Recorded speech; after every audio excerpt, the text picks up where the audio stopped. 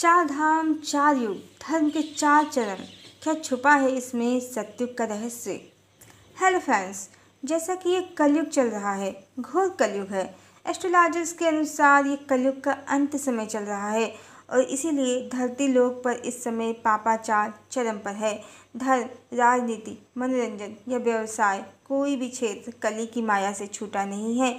अन्याय और अपराध सबसे ज़्यादा स्त्रियों के प्रति ही हो रहे हैं। देवी सीता को तो रावण हर कर लंका ले गया था, तो उनकी पवित्रता पर समाज ने संदेह किया था। पर आज स्त्री घर और बाहर कहीं भी सुरक्षित नहीं है।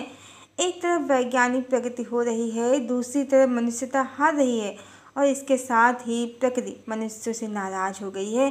प्राकृतिक आपदाओं की संख्या और मात्रा दिन प्रतिदिन बढ़ती ही जा रही है, मानो ये कोई आम बात हो।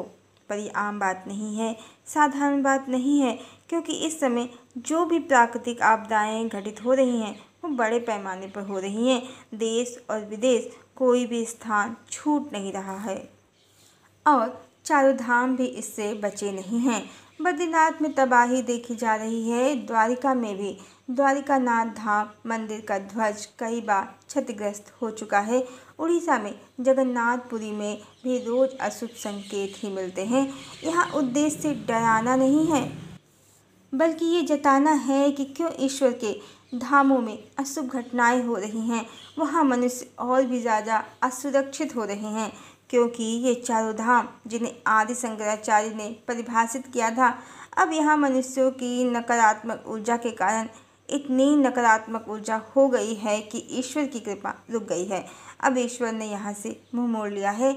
मनुष्य यहाँ पर मात्र समाज में दिखावे के लिए, अपने काम, मोह, लोभ से ग्रस्त इच्छाओं की पूर्ति के लिए और पापों से मुक्त हो जाने के लिए आते हैं। और इन तीर्थों में रिश्वतखोरी का खेल भी चलता है। भला ईश्वर कब से रिश्वतखोर हो गए? इसीलिए यहाँ तो पहले भी ईश्वर नहीं थे, जब से मनुष्य बेईमान हो गया था ईश्वर ने उससे नज़र फेर ली थी। ये तो मनुष्यों को भ्रम है कि यहाँ ईश्वर बैठे हैं उनके पापों को धुलने के लिए। इसका मतलब मनुष्य होशियार है और ईश्वर मूर्ख कि मनुष्यों के पाप, छल, कपट सबको मुफ्त में रिश्वतखोरी से वो माफ़ कर देगा। मनुष्य ने ईश्वर को भी बेईमान समझ लिया है अपने जैसा, पर ऐसा नहीं है। इसीलिए तीर्थ भले ही हैं यहाँ पर ईश्वर ने यहाँ से अपना स्थान छोड़ दिया है। जब मनुष्य ने ईश्वर से भी बेईमानी शुरू कर दी, वो तो कलिकाल की सीमा रेखा पार नहीं हुई थी, सो अशुभ घटनाएं होती नहीं थीं, अशुभ संकेत मिलते नहीं थे।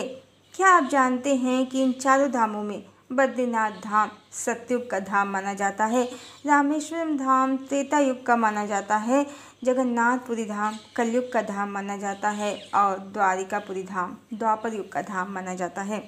चारों धामों में मात्र बद्रीनाथ धाम ही ऐसा है जहां आदिशक्ति की साथ में पूजा होती है, लेकिन वर्ष में सिर्फ 2 बार, और धाम का नाम भी देवी लक्ष्मी के नाम पर ही है।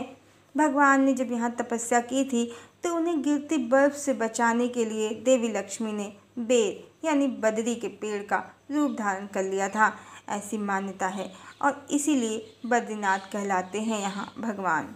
और बाकी के धामों में रामेश्वरम में शिव जी ज्योतिर्लिंग के रूप में हैं, द्वारिकापुरी धाम में श्री कृष्ण अकेले हैं, वहाँ आदिशक्ति नहीं है साथ में, और जगन्नाथपुरी धाम में भी भगवान अपने भैया बलभद्र और बहन सुभद्रा के साथ हैं, वहाँ भी आदिशक्ति नहीं है साथ में।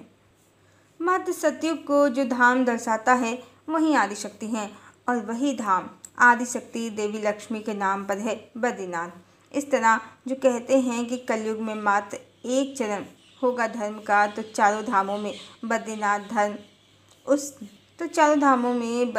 धाम उस एक चरण को दर्शाता है, क्योंकि यही धाम आदिशक्ति देवी लक्ष्मी को भगवान विष्णु के साथ दर्शाता है। और जैसे ही ये धाम धरा में समाहित होगा, वहीं से कलयुग के अंत का काउंटडाउन शुरू हो जाएगा। कहने का अर्थ मात्र इतना ही है कि सतयुग तभी होगा धरा पर जब आदिशक्ति का सम्मान और मान धरा पर होगा और स्त्रियों को सम्मान मिलेगा, उनके प्रति होने वाले अपराध बंद होंगे, उनका अपमान और तिरस्कार बंद होगा। अन्यथा जब धामों में देवी नहीं है तो धरा पर क्या होंगी? और जब तक आदिशक्ति और स्त्री जाति को समाज में सम्मान और अधिकार नहीं मिलेगा, सतयुग धरती पर अवतरित नहीं होगा। सतयुग की पहली शर्त ही यही है, नारी को सम्मान, आदि शक्ति को सम्मान। आज समाज में नारी जाति की क्या स्थिति हो गई है, ये स्त्री पुरुष सभी जानते हैं। इसलिए परमात्मा हमसे रूठ गए हैं, माँ आदि शक्ति रूठ गई हैं।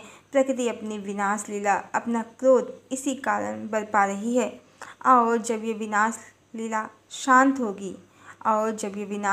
शांत होगी तो शायद चारों धाम भी इसमें समा जाएंगे और फिर ईश्वर नए सिरे से मात्र उन्हीं मनुष्यों को नए युग में प्रवेश कराएंगे जो स्त्री जाति का सम्मान करते होंगे और फिर संपूर्ण पृथ्वी ही धाम होगी। ये चारों धाम 8वीं 9वीं सदी में आदि शंकराचार्य द्वारा स्थापित किए गए हैं। सतयुग, त्रेता और द्वापर में 4 धाम नहीं थे, ये धाम इसी कलयुग में ही बने हैं। प्रारंभ में ये मनुष्यों की आध्यात्मिक उन्नति में बहुत सहायक थे, क्योंकि तब मनुष्य यहाँ सच में ईश्वर को प्राप्त करने आत्म साधना की इच्छा से आते थे। पर इस समय मनुष्य यहाँ दिखावा, पर्यटन और मनोरंजन के लिए आते हैं, इसलिए अब उनका उद्देश्य ही समाप्त हो चुका है। और इसी कारण परमात्मा की इच्छा से जहाँ प्रकृति सारा भोगवाद जड़ से उखाड़ देना चाहती है, सो धाम भी प्रकृति की विनाश लीला से अछूते नहीं हैं। युगावर्तन का समय है, अब ईश्वर संपूर्ण धरा को ही धाम बनाएंगे और ऐसा धाम जहाँ स्त्रियाँ सुरक्षित होंगी, ज्ञान और सम्मान अर्जित करेंगी और समाज में उनके सभी अधिकार उनको प्राप्त होंगे।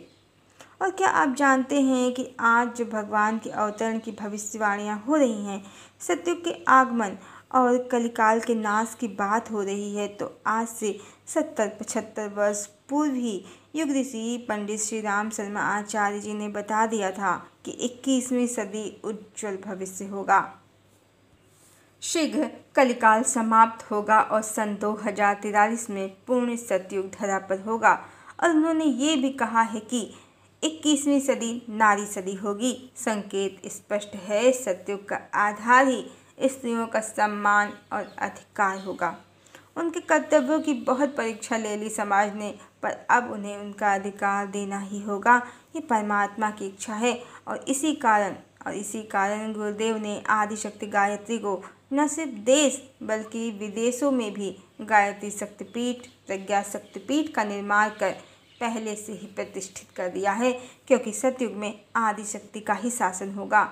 नारी जाति को शक्ति और बल दोनों प्राप्त होगा। और आज जो समाज पतन के गर्त में नित नित गिरता ही जा रहा है, उसका मूल कारण स्त्रियों की अवमानना ही है। जिस समाज में स्त्री संरक्षित नहीं होगी, वो समाज भी संरक्षित नहीं होगा, उसे नष्ट होना ही है।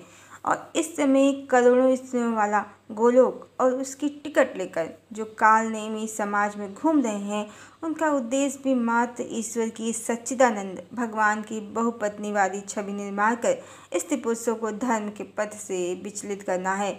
और जिनकी भी ये मान्यता है कि श्री कृष्ण करोड़ों स्त्रियों वाले गोलोक के स्वामी हैं, नित्य रास रचाते हैं गोलोक में, तो उनका तो नरक या पशु योनि का टिकट कंफर्म ही है, क्योंकि ईश्वर ओंकार स्वरूप सच्चिदानंद परम ब्रह्म सर्वव्यापी न्यायकारी परमात्मा है और उनकी मात्र एक ही पत्नी है, आदिशक्ति। फिर उन्हें चाहे सीता कहें या राधा, त्रिपुर सुंदरी कहें या गायत्री, उन्हीं का शासन होगा नए युग में। सतयुग में न तो गुरुदेव का संकल्प असत्य है और न तो परमात्मा की इच्छा। और करोड़ों स्त्रियों वाले गोलोक की कल्पना में जो कालनेमी घूम रहे हैं और लोगों को भी मूर्ख बना रहे हैं, तो भगवान कृष्ण अब धरा पर हैं कल्कि बनकर इनका नाश करने के लिए। ईश्वर का सत्य स्वरूप और आदिशक्ति की महिमा को संसार में पुनः स्थापित करने के लिए। ईश्वर विशुद्ध तत्व हैं, उनका गोलोक या बैकुंठ वो परम धाम है जो वो स्वयं है, जहाँ जीवात्मा उनमें विलीन हो जाती है, ना कि कोई ऐसी जगह जहाँ करोड़ों स्त्रियाँ भगवान संग रहती हैं और नाच गाने का कार्यक्रम चलता है। ऐसी कल्पनाओं से शीघ्र बाहर निकल आना चाहिए, अन्यथा बहुत देर हो जाएगी। ईश्वर पहले ही बहुत दुष्ट हैं। उनकी सर्वथा गलत तस्वीर जो इन कालनेमियों ने समाज में प्रचारित की है, उससे कभी भी सुदर्शन इनकी तरफ घूम सकता है, क्योंकि अब वो समय बहुत निकट आ रहा है जब इन भोगवादियों खंडकारियों का नाश कभी भी हो सकता है। खंड प्रलय और धामों से इसकी शुरुआत हो चुकी है। जहाँ आदिशक्ति का सम्मान नहीं, नारी जाति का सम्मान नहीं, वो स्थान परमात्मा को पसंद नहीं। हरि ओम।